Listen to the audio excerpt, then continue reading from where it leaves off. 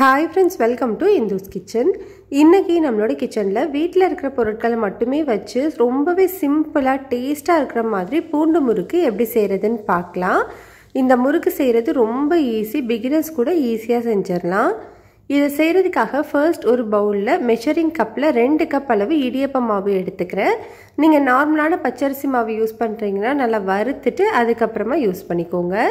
இது கூடவே 1/2 கப் அளவு பொட்டுக்கடலை மாவு சேர்த்துக்கிறேன். பொட்டுக்கடலையை நல்லா ஃபைன் பவுடராக அரைச்சிட்டு அதில் 1/2 கப் மெஷர் பண்ணி சேர்த்துக்கோங்க.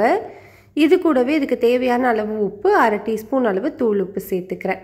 இப்போ ஒரு மிக்சி ஜாரில் ஃபஸ்ட்டு ஒரு 10 பல்லு பூண்டு, 1 டீஸ்பூன் அளவு தனி மிளகாய் தூள், கொஞ்சமாக தண்ணி விட்டு நல்லா பேஸ்ட்டாக அரைச்சிக்கோங்க. இந்த பேஸ்ட்டையும் நம்ம இந்த மாவுலேயே சேர்த்துடலாம். இந்த பூண்டு சூப்பரான ஒரு ஃப்ளேவர் கொடுக்கும். இது கூடவே 1 டீஸ்பூன் அளவு கருப்பியல் இல்லைன்னா வெள்ளையல் சேர்த்துக்கலாம்.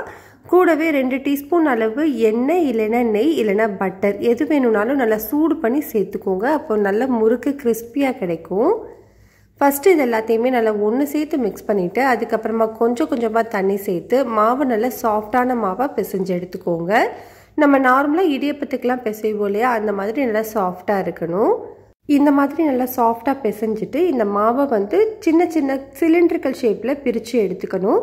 மாவு நீங்கள் எடுத்துகிட்டு பேலன்ஸ் மாவை மூடி வச்சுக்கோங்க. அப்போ தான் மேல் மாவு காயாமல் இருக்கும். இப்போ நான் முறுக்கு செய்கிறதுக்கு நான் எனக்கு இந்த ஸ்டார் அச்சு தான் எடுத்திருக்கேன். உங்ககிட்ட எந்த அச்சு பிடிக்குமோ அதையே நீங்கள் எடுத்துக்கலாம். இப்போ நம்ம கிச்சன் ப்ரெஸ்க்குள்ளே இதை போட்டுட்டு நம்ம மாவையும் ஃபில் பண்ணி எடுத்துக்கலாம்.